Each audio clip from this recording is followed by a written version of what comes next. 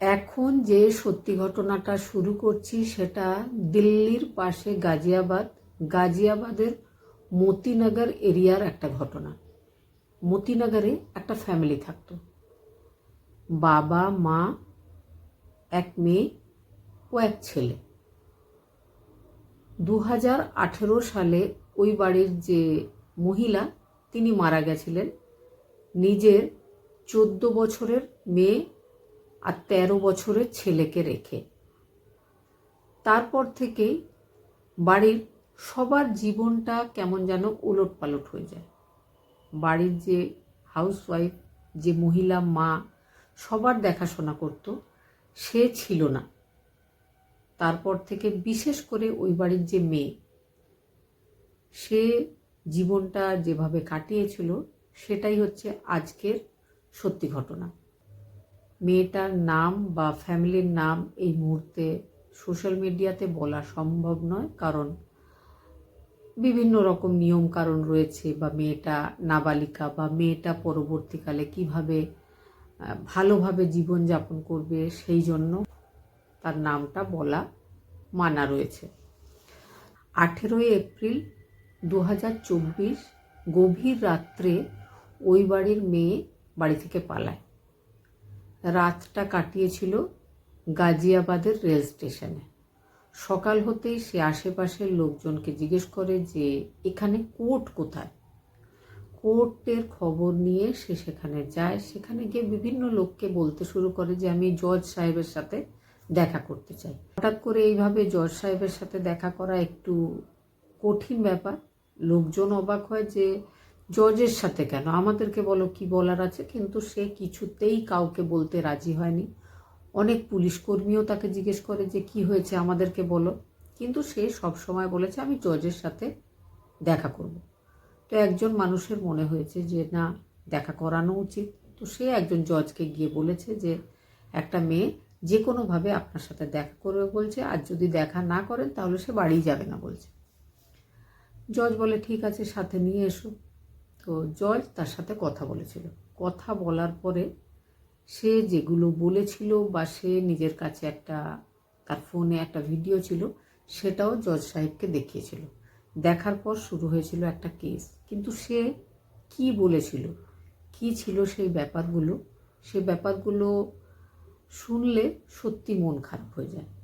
2018 সালে সেই মেয়েটার মা মারা গেছিল, তখন তার বয়স ছিল 14 বছর।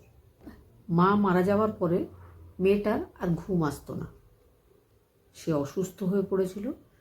তাকে স্থানীয় একজন ডাক্তারের কাছে দেখানো হয়েছিল। তারপর থেকে তাকে ঘুমের ওষুধ দেওয়া হতো। সে ঘুমের ওষুধ খেত। তো ঘুমের ওষুধ খেয়ে সে ঘুমাতো। কিন্তু সে ধীরে ধীরে বড় হচ্ছিল। তার এক সময় মনে হয় যে ঘুমের ওষুধ সে আর খাবে না। তো ঘুমের ওষুধ খাওয়াটা বন্ধ করে। কিন্তু যখন সে ঘুমের ওষুধ খাওয়া বন্ধ করেছিল, সেই রাত্রে সে বুঝতে পারে যে তার সাথে একটা অসভ্য আচরণ তার বাবা করে। সেদিন নয়, তারপরেও সে বুঝতে পারে যে তার সাথে অসভ্য আচরণ করা করছে অন্য কেউ নয়, তার বাবা। তার খুব খারাপ লাগে, কষ্ট হয়, মন খারাপ হয়। তার বয়স তখন 18 হয়নি। সে কি করবে, কাকে বলবে? সে নিজের মাসিকে ব্যাপারটা বলে। মাসি ব্যাপারটা শোনার পরে ভীষণ রেগে যায়। মেয়েটাকে সঙ্গে করে নিয়ে মতিনগর থানায় যায়। থানায় সব বলে একটা কমপ্লেন করানো হয়। কিন্তু কিভাবে, কি জন্য থানার লোকজনরা কোনো স্টেপ নেয়নি সে জানে না। তবে সে নিজের মাসির সাথে পুলিশ স্টেশনে গেছিল, সব বলেও ছিল। তার এই মুহূর্তে মনে হচ্ছে যে মতিনগর থেকে টাকা পয়সা নিয়ে তার বাবার কাছ থেকে সবাই চুপচাপ হয়ে গেছিল। তখন মেয়েটা স্কুলে যেত। স্কুলের সমস্ত বন্ধুদের, এক আধজন টিচারকে, নিজের টিউশন টিচারকে, কিছু প্রতিবেশীদেরকে এই ঘটনাটা বলেছিল। কেউ কিন্তু সিরিয়াসলি ব্যাপারটাতে সাহায্য করার চেষ্টা করেনি। সবাই একে অপরের সাথে এই কথা নিয়ে নিন্দা করেছিল, আলোচনা করেছিল। তার হেল্প কিন্তু কেউ করেনি।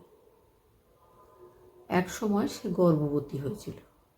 গর্ভবতী হলে তাকে সাহারানপুর নামের একটা জায়গাতে নিয়ে গিয়ে অ্যাবর্শন করানো হয়। তারপর থেকে তাকে গর্ভনিরোধক ট্যাবলেট দিতে শুরু করা হয়। প্রত্যেক দিন তাকে সেই ট্যাবলেটগুলো খাওয়ানো হতো, যাতে পরবর্তীকালে আর এই ধরনের কোনো ঘটনা না ঘটে বা যাতে আর অ্যাবর্শন করাবার মতো অবস্থায় না পড়তে হয়। তারপর থেকেই তার পড়াশোনা, তার বাইরে বেরোনো বন্ধ করে দেওয়া হয়। তার চুল ছোট করে কেটে দেওয়া হয়। আশেপাশের সব লোকজনেদেরকে বলে দেওয়া হয় যে সে পাগল। সে পাগল, তাই জন্য সে উল্টোপাল্টা কথা স্কুল, টিউশন, আশেপাশের লোকজন সবাইকে বলে। সত্যি সত্যি সবাই সেটাই ভেবে নেয় যে হ্যাঁ, মেয়েটা পাগল, না হলে এই ধরনের কাজ বাবা করতেই পারে না। বাবা কেন করবে? একটা মেয়ে কেন এই ধরনের কথা বলছে? যাই হোক, ধীরে ধীরে তার বাইরে বেরোনো বন্ধ হয় যখন, সবাই তাকে ভুলেও যায়। সে বাড়িতে ছিল, অত্যাচারিত হচ্ছিল। তার থেকে 1 বছরের ছোট তার ভাই, সেও কিন্তু সব দেখছিল। সেও কিন্তু কোনো স্টেপ নিতে পারছিল না বা নিতে চাইছিল না। একবার বিষ জোগাড় করে বিষ খেয়েছিল, কিন্তু সে মারা যায়নি। তাকে হসপিটালে নিয়ে যাওয়া হয়। হসপিটালেও একই কথা বলা হয় যে মানসিক রূপে অসুস্থ, সেই জন্য সে এই ধরনের কাজ করেছে। তারপরে সে ঠিক হয়ে যায়। তারপরে তাকে ফিরিয়ে আনা হয়। তারপরে বাড়ি আসার পরে তার বাবা তার সাথে যে ঘটনাগুলো ঘটায়, সেই ঘটনার একটা ভিডিও তৈরি করেছিল। ভিডিও তৈরি করার পর তাদের যে ফ্যামিলি গ্রুপ ছিল সেটাতে পাঠিয়ে দিয়েছিল। সবাই দেখেছিল, তাও কিন্তু তার কোনো আত্মীয় কোনো স্টেপ নেয়নি। এই ঘটনা ঘটার পর তার বাবা তাকে লাঠি দিয়ে মারধর করেছিল, প্রচুর মেরেছিল। আর সেই যে মার খাওয়াটা সে কোনোদিন ভুলতে পারবে না। তারপরে আরও একবার সে বিষ খেয়েছিল, কিন্তু সে জজ সাহেবকে জানিয়েছিল যে তার এতটাই দুর্ভাগ্য যে সে 2বার বিষ খেয়েও নিজেকে শেষ করতে পারেনি। তখন তার মনে হয়েছে যে সে হয়তো বেঁচে আছে, কারণ তার বাবাকে আর তার যে আত্মীয় স্বজনরা তার হেল্প করছে না, সব জেনেও হেল্প করছে না, তাদেরকে শাস্তি পাওয়ানোর জন্যই সে বেঁচে আছে। সে মরবে, তবে আগে তাদেরকে শাস্তি দেওয়া হোক, তারপরে সে মরবে। এই ঘটনা সে সমস্ত ব্যাপারটা ওখানে জানায়। সে বাড়ি থেকে পালাবার আগে বাবার ফোনেই একটা ভিডিও তৈরি করে নিয়েছিল।